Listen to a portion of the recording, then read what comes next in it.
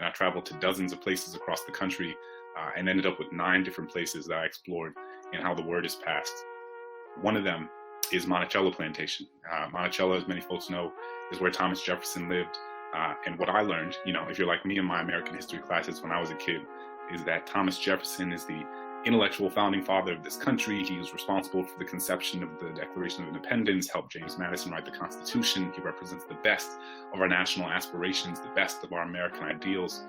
And what I didn't learn until many years later when I read his book, Notes on the State of Virginia, in which he says very explicitly and sort of theorizes that Black people are inherently inferior to white people in both, quote, endowments of body and mind.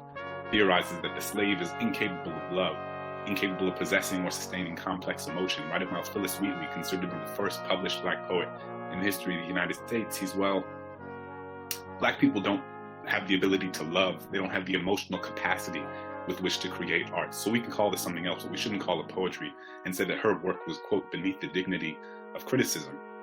And I think about that, and I think about how Jefferson is in some ways a microcosm of the story of this country, in which we are so often committed to the idea of American exceptionalism that we don't often express the things that make us unexceptional.